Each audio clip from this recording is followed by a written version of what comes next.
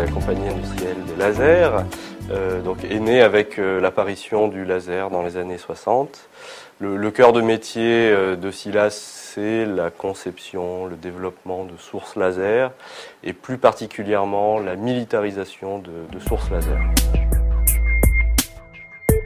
Donc moi je travaille dans une équipe de recherche et développement où je développe et conçois des sources laser de nouvelle génération, toujours plus petits, plus performants, c'est ça la philosophie.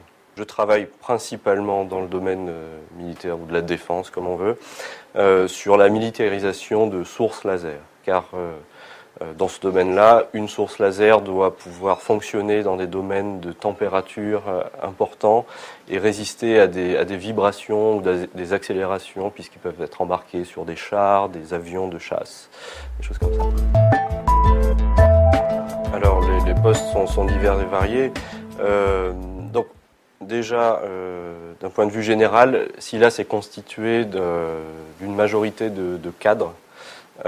Donc ingénieurs, docteurs, mais aussi de techniciens. Donc dans l'équipe de recherche et développement, ce qui est clair, c'est que l'équipe n'est composée que de docteurs.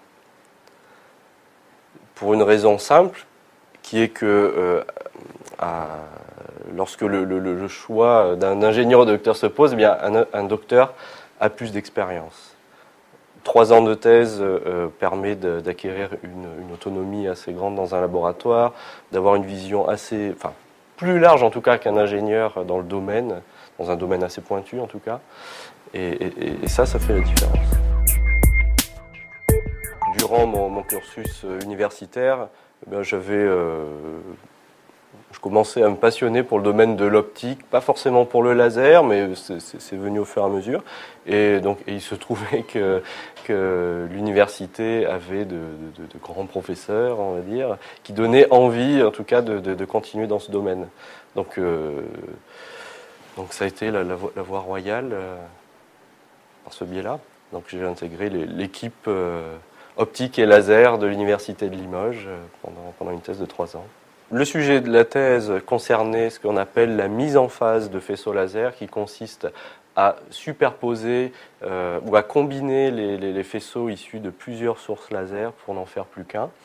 Et donc ce sujet de thèse a été fait dans une équipe qui travaillait depuis déjà des années et qui est reconnue au niveau mondial sur ce type de sujet et qui fait grand besoin pour certaines applications assez en vogue actuellement. Donc elles sont multiples, donc essentiellement dans le domaine de la défense.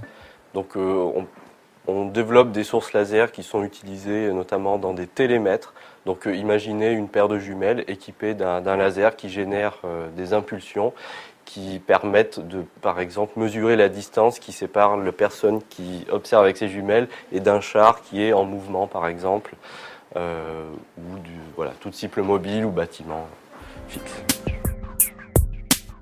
On se rend compte très vite, parce qu'on est obligé de valoriser nos travaux de recherche par des publications, des communications orales, en France, à l'étranger, et quand je dis à l'étranger, c'est outre-Manche bien souvent, et on se rend compte de la notoriété de Xlim dans le domaine des lasers, des fibres optiques, dans le domaine de l'optique. Et ça joue un rôle important au moment de se faire recruter, certainement. On est auteur ou co-auteur de publications à grand facteur d'impact. Donc on est un petit peu reconnu. Non, pas du tout. Je savais que je me destinais de toute façon aux sciences. Donc c'est pour ça que j'ai commencé dans un cursus universitaire assez général avec des maths, de la physique, de la chimie.